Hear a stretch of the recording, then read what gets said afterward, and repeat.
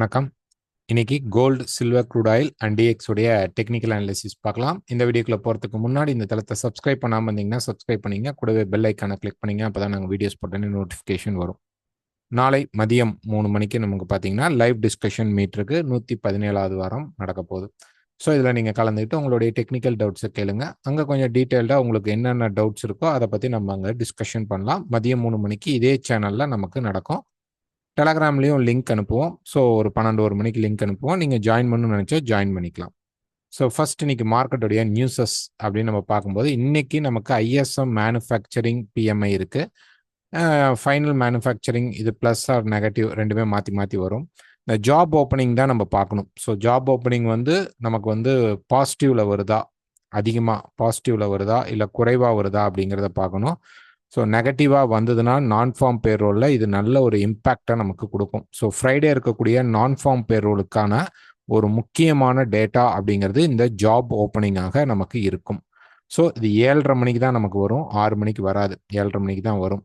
Okay, 7:15க்கு final manufacturing BMI வரும். அதுக்கப்புறம் நமக்கு 7:30 மணிக்கு பார்த்தீங்கன்னா ஜாப் ஓப்பனிங்கும் ஐஎஸ்எம் மேனுஃபேக்சரிங் வரும். இது டாலர் இண்டெக்ஸ்க்கு பெரிய லெவலில் சப்போர்ட் இருக்காது. மார்க்கெட்டோடைய மூவ்மெண்ட்டும் ரொம்ப கம்மியாக இருக்கும். நான் ஃபார்ம் பேரோல்லையே மூவ்மெண்ட் கம்மியாக தான் இருக்கும். பட் டேட்டா நெகட்டிவாக வரதுக்கான சான்சஸ் தான் அதிகமாக இருக்கும். நான் ஃபார்ம் பேரோலில் நமக்கு லைவ் இருக்கா இல்லையா அப்படிங்கிறத நாளைக்கு நாங்கள் வந்து உங்களுக்கு லைவ் மீட்டில் இன்ஃபார்ம் பண்ணிடுறோம். அப்புறம் டெலகிராம்லேயும் இன்ஃபார்ம் பண்ணிடுறோம். ஓகேங்களா? ஸோ ஃபர்ஸ்ட் டாலர் இண்டெக்ஸ் பார்க்கலாம். ஸோ டாலர் இண்டெக்ஸ் பொறுத்த வரைக்கும் பார்த்தீங்க அப்படின்னா மார்க்கெட் வந்து இந்த இடத்துல ரொம்ப ஸ்லோவாக தான் இருக்குது. ஸோ இன்னைக்கு வரக்கூடிய டேட்டாக்கு மார்க்கெட் கொஞ்சம் மேலே போயிட்டு கீழே வந்தாலும் இந்த இடத்துல இருக்கக்கூடிய இந்த எக்ஸ்பான்ஷனை தான் மார்க்கெட் வந்து கிரியேட் பண்ண போகுது, வேற ஒன்றுமே கிடையாது. மார்க்கெட்டில் பார்த்தீங்க அப்படின்னா இந்த இடத்துல ஒரு சப்போர்ட் கிரியேட் ஆயிடுச்சு, அந்த சப்போர்ட் தான் நிற்குது. ஸோ இதை ஒரு புஷ் பண்ணி மேலே போனால் அது டபுள் டாப்பாக இருக்கும். இல்லை அப்படின்னா இந்த இடத்துல மார்க்கெட் வந்து ஸ்ட்ரைட்டாகவே மேலே போயிட்டு திருப்பி கீழே வருதுன்னா இது ஒரு எக்ஸ்பான்ஷனுக்குள்ளே மாட்டோம். கண்டிப்பாக நமக்கு நான் ஃபார்ம் பேரோலில் ஒரு ஃப்ளாஷ் வந்தால் கூட அப்கமிங் மார்க்கெட்டுங்கிறது ட்ராப் தான். டாலர் இண்டெக்ஸில் செல் தான் எக்ஸ்பெக்ட் பண்ண போகிறோம். செல் சைடில் தான் மார்க்கெட் அதிகமாக மூவ் ஆக போகுது. ஸோ பெரிய நியூஸ்க்காக மார்க்கெட் வெயிட்டிங்கில் இருக்குது. 4 ஹவரில் பார்த்தீங்கன்னா இந்த ட்ரெண்டை வந்து மார்க்கெட் வந்து இந்த ட்ரெண்ட் லைனை போய் டச் பண்ணும். கிட்டத்தட்ட டச் பண்ணிடுச்சு அப்படின்னா நமக்கு மார்க்கெட் பார்த்தீங்க அப்படின்னா நல்லா போய் கீழே வரதுக்கான வாய்ப்பு இருக்கும். ஸோ அதை டச் பண்ணதுக்கப்புறம் நீங்கள் வந்து ஒரு சேனல் யூஸ் பண்ணிக்கலாம். மார்க்கெட்டில் இந்த மாதிரி ஒரு சேனல்ஸ் யூஸ் பண்ணலாம். அப்போ அந்த ட்ரெண்ட் லைன் போய் கரெக்டாக இந்த இடத்துல ட்ரெண்ட் லைனை போய் மார்க்கெட் டச் பண்ணதுக்கப்புறம் நமக்கு பிரேக் அவுட் ஆகிறதுக்கான சான்சஸ் வந்து அதிகமாக இருக்கும். இன்னும் ஒன் மோர் ட்ராப் அப்படிங்கிறது டாலர் இண்டெக்ஸில் இருக்குது. ஆயில். ஸோ ஆயில் பொறுத்த வரைக்கும் சேம். இப்போ நீங்கள் பார்த்தீங்க அப்படின்னா ஒரு டே ஃப்ரேமில் இந்த ஹைக்கு மேலே பிரேக் பண்ணி மார்க்கெட் புல்லிஷில் போயிட்டு இருக்கு. இது ஒரு 74 வரைக்கும் நமக்கு மேலே போக சான்சஸ் இருக்கும். ஆஃப்டர் 74, 73.5 74 பக்கமாக போனதுக்கப்புறம் மார்க்கெட் ரெசிஸ்டன்ஸ் எடுக்குதா அப்படிங்கிறது பார்க்கணும்.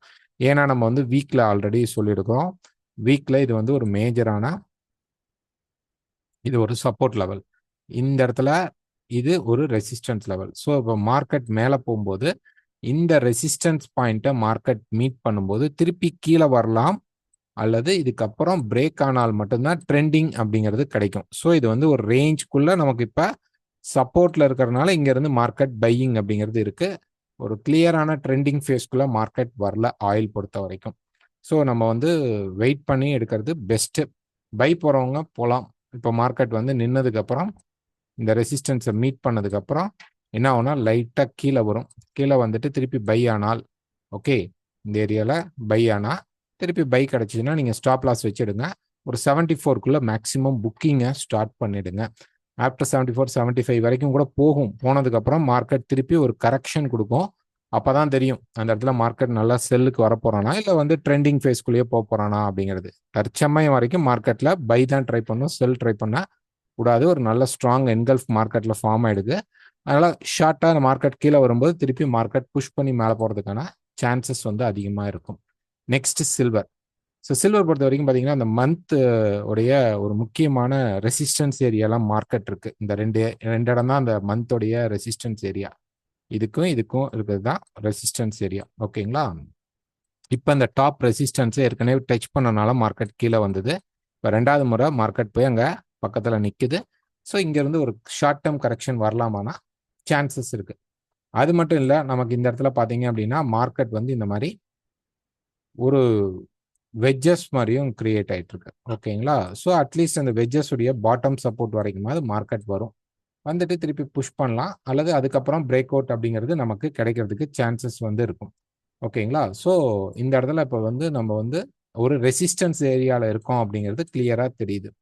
இதே ஒரு 4 ஹவரில் நம்ம போய் பார்த்தோம் அப்படின்னம்னா, மார்க்கெட் வந்து 4 ஹவர் ஆர் 1 ஹவரில் பார்த்தீங்கன்னா, இந்த ட்ரெண்டுக்குள்ளே இப்போ வந்து கரெக்ஷன் ஸ்ட்ரக்சர் தான் வந்துட்டு இருக்கு.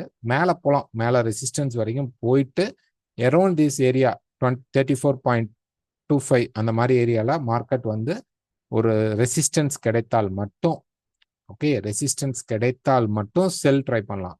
ஏன்னா இந்த சேனலை மார்க்கெட் உடைக்கல. நான் வந்து ஒரு 4 ஹவரில் உங்களுக்கு இந்த சேனல் காட்டுறேன்.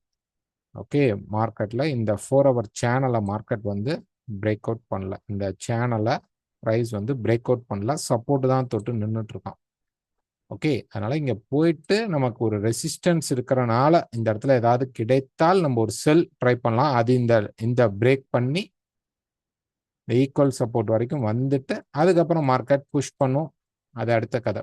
ஸோ இந்த ரெசிஸ்டன்ஸை தொட்டனால இப்போ ஒரு ஷார்ட் வந்துட்டு இருக்கு. ஆனால் இது ஒரு ஸ்ட்ராங்கான செல்லிங்காக என்ன கன்ஃபார்மாக நமக்கு கிடைக்கல. பட் எனக்கு தெரிஞ்சு மார்க்கெட் கீழே இறங்குறதுக்கான பாசிபிள் வந்து இருக்கும். மார்க்கெட் இன்னும் கொஞ்சம் கீழே வரும்போது செல் அப்படிங்கிறது கீழே வர வாய்ப்புகள் இருக்கும். ஓகேங்களா? Next gold.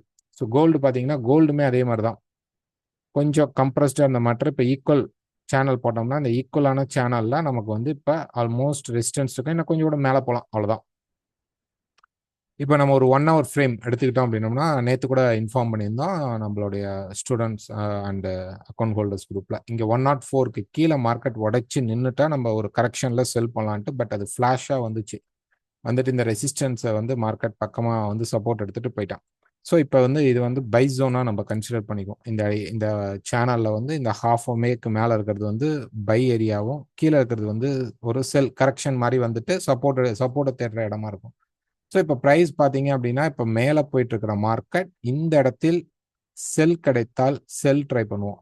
ஒரு 3139ல இருந்து இந்த டாப்பர்க்குள்ள, ஓகே, 39331, ஓகே, 3139ல இருந்து இந்த டாப் ரெசிஸ்டன்ஸ் இருக்கிற வரைக்கும் ஒரு 48 வரைக்கும் நம்ம என்ன பண்ணுவோம், 49 50 வரைக்கும் வச்சுக்கோங்க. இந்த ஏரியாக்குள்ள எனி செல் சான்ஸ் கிடைத்தால் மட்டும் செல் ட்ரை பண்ணலாம், ஸ்டாப் லாஸ் வச்சு. ஓகே, ஆனா இது பை ஜோனுக்குள்ள தான் இருக்கு. பெட்டர் செல் போகணும்னா இந்த லோவை உடைக்கும் போது செல் போகலாம்.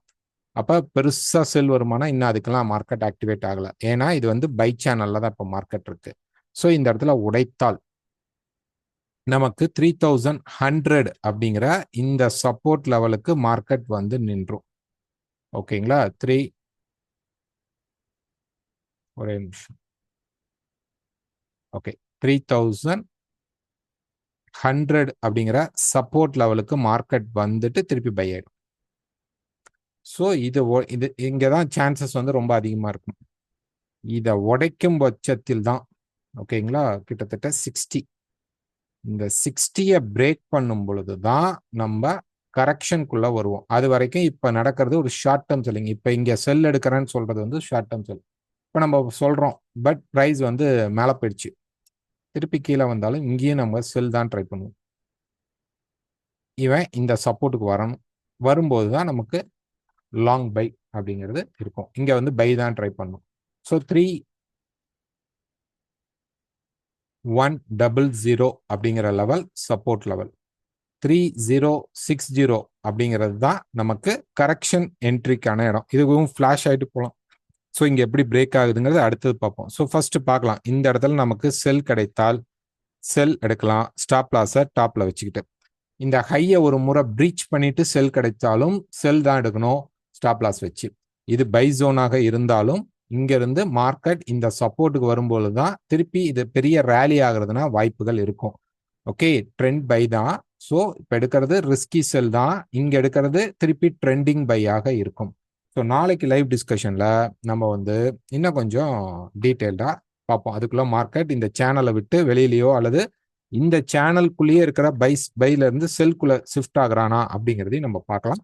இந்த வீடியோ பிடிச்சிருந்தா மறக்காம லைக் பண்ணுங்க, ஷேர் பண்ணுங்க. தேங்க்யூ.